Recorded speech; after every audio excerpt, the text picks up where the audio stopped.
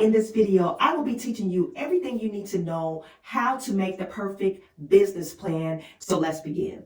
First things first, what is even a business plan? Simply deciding on what you need, what you want to do in your business. It's not really an official business plan. Basically, it's sort of an official document that all businesses have. In the document, you want to lay out an overall plan for the business, which includes everything from purchases that you need to make to start your business and goals that you want to achieve and how you are going to achieve them. So now let's talk about how you can make a business plan. The first page of the plan, you should have your company's mission statement. In that mission statement, it is basically a few sentences of what kind of impact you and your company want to have. Up next, you need to write about all the official details about your business, including the names of the business owners, the top executives, and a small descriptions of what your business does, and maybe a few tidbits about the types of products. Next, you're going to have to use your brain. You might want to get some help from an accountant or a financial advisor. And now you can write down specific topics and goals for your business, whether it be revenue, whether it be profitability targets, or a market share target. So you need to write down how you plan to achieve those targets, including monthly goals and yearly goals, or even the final goal. This part is really crucial. You must not forget to write everything your business needs to achieve its goals. Now, the goals needs to be like really realistic. You can't say, oh, I want to make $2 billion by the end of next week, because we know that's not a realistic goal. So achievable and measurable goals, okay? Don't be shy about your shortcomings in your business. For example, if your business needs financing, you need to write about how much financing your business needs to start and maybe grow your business. And also in your business plan, how do you plan to pay that financing back? So in my next video, I'm going to be talking about 5-year projections, and we'll go in detail about how you could create your financial plan for your business. Information about business prior performances is crucial. Although you might be starting a new business, your plan needs to be worded in such a way that is convincing to your investors. If you are an established business, you do have the luxury of using the past performances as leverage. New businesses don't. So if you're a new business, that 5-year projection video will help you. After this, you need to write about all the existing information in your business, and you must be transparent. You've already laid out your plan, but if you want investors to get on board, you also need to tell them about everything else. Business's entire financial report, all the money your business has spent so far, all of the money your business has earned so far, all this should be included. You also should try to break everything down as much as possible. Mention what type of products you sell and the best, and what products don't sell. In the end, you need to write about how much money you think you will earn, and if you're seeking financing, how much finances would you need? How much money you think you earn with the financing.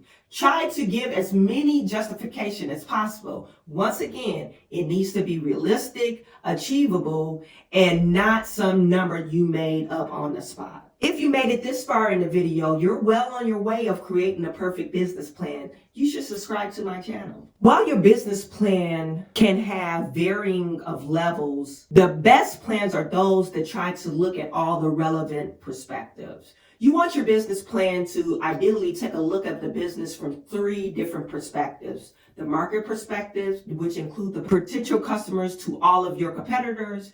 That can give you an idea of your limits and what your growths are and what steps you need to take to have an edge over your competitors. The next perspective is that of an investor. The investor should be directly spoken to. They need to know everything that is relevant to them. Finally, you need to write your plan from your own perspective. We've already covered all of these to an extent, but keeping all of this in mind is going to help you out a lot when you actually get down to writing. Now, you don't have to view all three perspectives, but although it will be the best option, sometimes you just need to know your audience.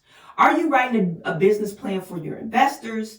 Then ignore the rest and simply write about why investors should put your money in your business. The most extensive business plan is the better. Leaving out important details is not going to get you anywhere. However, it doesn't mean that your business plan needs to be 30 pages long. If you already addressed something, don't repeat it again. Just leave it out. The people who are actually going to read your business plan are still human beings, and if they need any extra information, they'll just ask for it. On top of that, it needs to be very specific. For example, when you are talking about your market, write down specific numbers of your maximum customers you can attain. All the claims you make on your business plan should be backed by documents and proof. Now, if you can afford it, you probably could pay someone to do that for you. And at the end of your business plan, you definitely should have an appendix. This should have the information on stuff that couldn't fit in the main plan itself.